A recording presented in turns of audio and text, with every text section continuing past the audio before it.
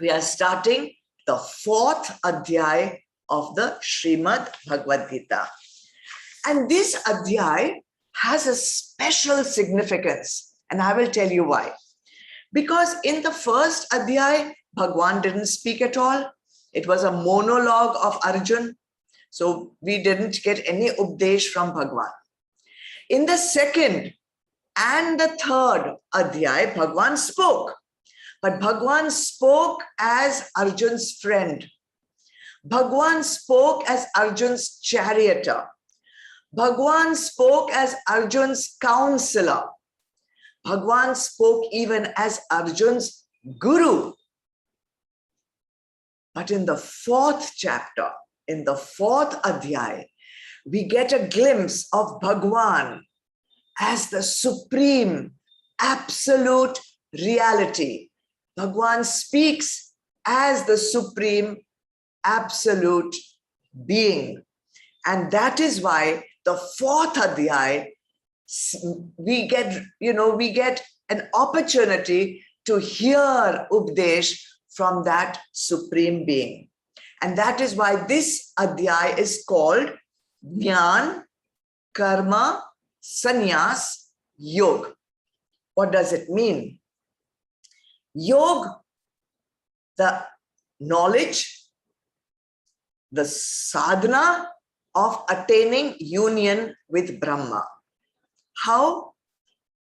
Gyan, knowing the secrets of this wonderful knowledge which Bhagwan is about to reveal to Arjun.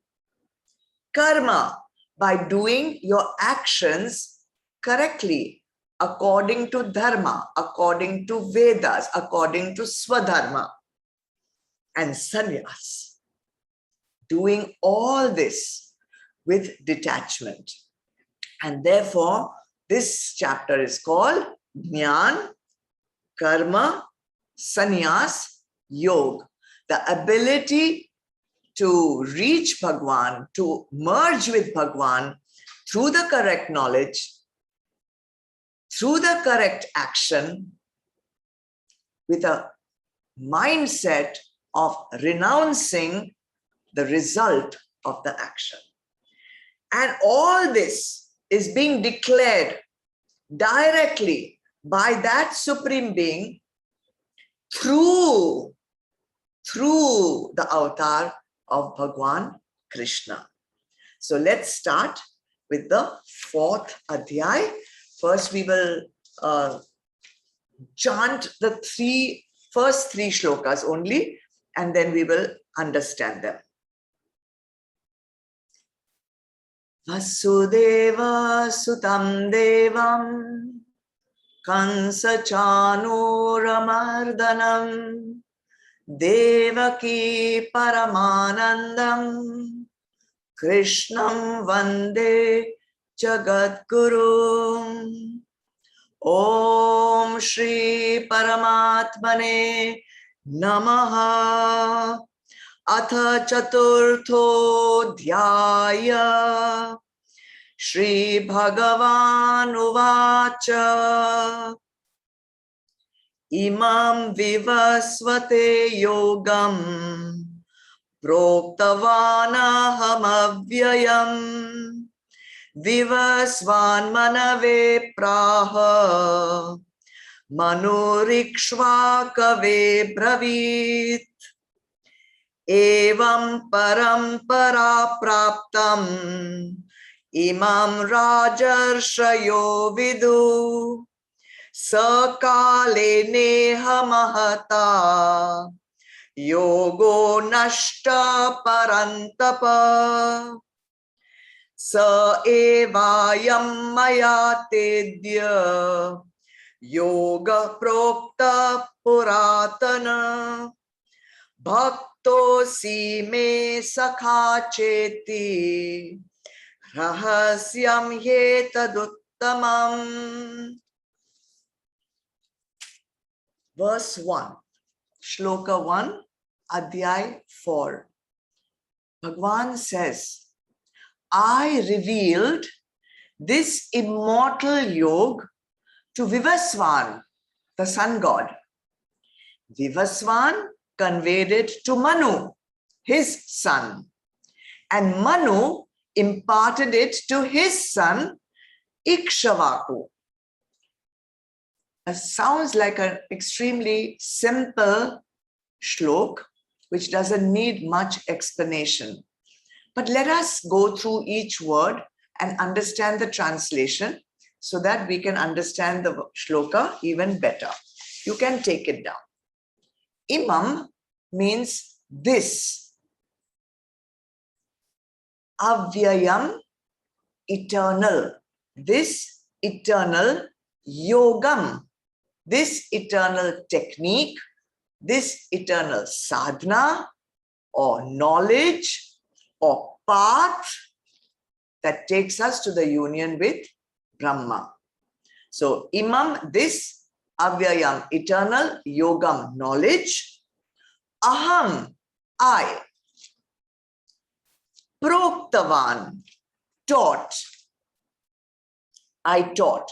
I taught to who? Vivasvate, to the sun god. Vivasvate, to the sun god. Sun god, as actually the word is Vivasvan, but to the sun god, Vivasvate. Vivasvan, Vivasvan is the sun god. Praha, told. Who? Manave, to Manu. Then Manu, abravit, instructed, taught, told this knowledge to whom? Ikshvakave, to Ikshvaku. So I revealed this immortal yoga, this immortal eternal knowledge to Vivasvan, who was the sun god. Then the sun god Vivasvan told it to his son Manu. Then Manu taught this knowledge to his son Ikshvaku. Now, if you see the last shlok of Adhyay 3, it was Bhagwan Uvacha. Bhagwan was only speaking to Arjun. And the first shlok of this Adhyay is also Bhagwan Uvacha. So why is there a new chapter? Bhagwan is continuing. Arjun has not intervened. Arjun has not said anything. There would have been no need for a new Adhyay, for a new chapter to begin. It is still going on, but there must have been possibly some grimace on Arjun's face, some hesitation in his eyes, some reluctance to accept this Adesh of Bhagwan to fight this war, at which stage we left the third Adhyay. Now, when a guru is giving Adesh, of course, in person, not on Zoom, because on Zoom I cannot see your face. But when Bhagwan was face to face with Arjun, a guru does not need the Shishya to speak for the guru to understand what is going on in the Shishya's mind. Maybe there's a doubt. Maybe there's a disagreement. Maybe there is some confusion, some hesitation, some reluctance in the mind of the Shishya. And that immediately comes out in the eyes, in the mouth, in the lips, in the body language of the Shishya. And this facial expression of body language that Arjun must have expressed unknowingly creates the gap between Adhyay 3 and Adhyay 4 and necessitates a new Adhyay to begin. You see, whenever something new is being taught by a guru, maybe a new teaching, a new philosophy, a new sadhana, there are several responses possible from the Shishya. And it will depend on the state of the Shishya's mind, on his spiritual maturity. So let's say that the Shishya is relatively new to this guru, to this knowledge, then mostly, not always, mostly the Shishya would be awed by this teaching, and he would simply accept whatever the guru is teaching. So that would be one response, that directly, wow, this sounds fantastic, and he would just accept it. This is one option. Then those who have been exposed previously to some of this knowledge, maybe through books, maybe through pravachans, maybe through videos, now normally there will be some comparing of what is being taught now with what the Shishya has read before, heard before, been exposed to before, and he already starts thinking that he knows XYZ. Now ABC is being taught, and he will start comparing and judging the new teaching. Is it good? Is this correct? Is this not correct? So some comparing, some judging will happen, of course, by the lower intellect. Some may even go to the extent of immediately after the pravachan, going to the net and Googling and checking whether this knowledge has been endorsed by other gurus. Has this been endorsed by some other, celebrity? So that kind of research will go on. Or the new technique, the new knowledge is really too far out and is not suiting me. It's not not comfortable for me to do. So directly reject. But there are some Shishyas like Arjun who have faith in the Guru, and they make an effort to understand, even though it may be confusing, even though it may sound too far out. They will ask questions, and they will ask questions directly to the Guru in an effort to understand, in an effort to make their intellect grasp this new knowledge.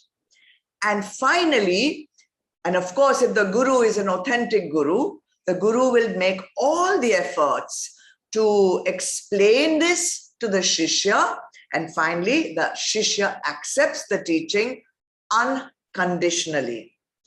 An authentic Guru in the Sanatana Dharma tradition does not invent any new truths.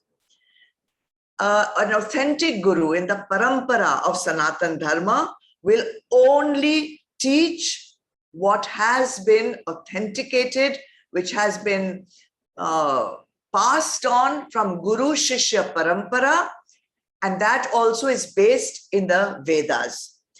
There is no new invention done by the Guru. There is nothing new age about it. It is eternal. That is the word used by Bhagwan here, eternal, avyayam. Of course, each Guru will have his own style of teaching, his own vocabulary of teaching, his own language of teaching, maybe his own stories, his own examples. But the truth is only one, and the Guru will only teach that truth. So here, this shlok is extremely important, although it just sounds like so-and-so passed it to so-and-so and so-and-so and so-and-so. Bhagwan here is authenticating the knowledge that he is giving Arjun by giving the entire lineage of this knowledge from its origin. So let's understand. Imam yogam, this knowledge, avyayam, is eternal. Which knowledge, which technique is Bhagwan talking about here? This, when he says this, what is he referring to? So we have to go back to what we have studied earlier in Adhyay 2. where Bhagwan tells Arjun in Shloka 39, Arjun, this attitude of mine has been, or the Gyan which Bhagwan gave, has been presented to you from the point of view of Gyan Yoga. Now you're the same as presented from the standpoint of Karma Yoga. Equipped with this attitude of mind, you will be able to throw off completely the shackles of karma. So already this technique has been explained to Arjun by Bhagwan Krishna in Adhyay 2. He is reminding him, don't be confused. I have already taught this technique to you in Adhyay 2. And then again in Adhyay 3, Shlok 3, Bhagwan says, Arjun, in this world, 2 courses of sadhana have been enunciated by me. In the case of Sankhya Yoga, Sankhya Yogi, the sadhana proceeds along the path of knowledge, whereas in the case of the Karma Yogi, it proceeds along the path of action. So there are 2 paths, Jnana Yoga and Karma Yoga. I have already taught you both. So I am now referring to both these paths, which I have already explained to you. When you will go down the path of Karma Yoga, your mind, your antakaran will get prepared. Your mind will become strong, purified, clean. And then when you go down the road of Sankhya Yoga, the knowledge which is so sukshma, which is so subtle, which is so esoteric, you will be able to understand it, and not only understand it, you will be able to implement it. So Bhagwan is giving this parampara of the lineage. Let's understand this parampara because it is beautifully explained. Bhagwan says, Imam vivasvate yogam proktavan aham vyayam. I revealed this immortal yoga to Vivasvan. Vivasvan is who? Sun God. Now, when he says, I revealed, Bhagwan is no longer talking as Bhagwan Krishna. Bhagwan is no longer talking as the charioteer of Krishna, of Arjun. He's talking now as the supreme being, the absolute being Brahma, Paramatma. Paramatma has revealed this knowledge to who? Vivasvan, Sun God. Then what did Vivasvan, Sun God do? He passed it to his son Manu. Now who is Manu? Manu is considered as the first human being. You know, after Pralay, when the world gets recreated, when Srishti gets recreated, the first person to be created is called Manu. So recently I was in Naimisharanya and we went to the place where Manu, the first human being of our present Kalpa, did intense tapasya with his wife Shatrupa. And after thousands and thousands of years of tapasya, the rest of us, humanity, was created. So the Sun God then passed this knowledge to Manu. And you see the word Manu, because he's the first person on earth after Pralay, when Satya Yuga starts. From that word Manu, we get Manushya. We get the word Manav, and probably in all possibilities, we get the English word man. All right. So this Manu, the first Manu of our Kalp, is called Vaivasvav Manu. Vaivasvat Manu. Vaivasvat Manu. So Vaivasvat Manu passed this knowledge then to his son, King Ikshvaku. Supreme reality passes it to Vivasvan, sun god. Vivasvan passes it to his son Manu, which is called Vaivasvat Manu. And Vaivasvat Manu passes it to his son called Raja Ikshvaku. Now, there's a deeper understanding, a spiritual understanding of this lineage. Let's understand that. See the word Vivasvan. In that word, there is Vas, the one who resides. The one who resides, Vas is to reside. The one who resides in all beings, all humans, all animals, all living beings. One who resides is that absolute consciousness, intelligence, awareness, Hiranyagarbha, that absolute intelligence, which is that enlivening element in all living beings. That is Vivasvan. So this supreme knowledge from Paramatma has been passed to that beautiful Chetan, that beautiful intelligence, consciousness, supreme consciousness, which is within all living beings. You see now, for example, there may be a seed. What you see as the outer covering of the seed by itself is Jad, insentient. But there is an intelligence inside that seed because of which spontaneously a tree grows. Spontaneously leaves, flowers, fruits, and more seeds grow. What makes it grow from that little seed? From that little seed, what makes it grow is the supreme divine intelligence. So Bhagwan, Paramatma, that supreme being, passed this knowledge, this enlivening element to that intelligence within all beings. It's a cosmic intelligence, okay? It is that same intelligence, when we make our mind calm, serene, stable, silent, it is that intelligence which helps us make discoveries.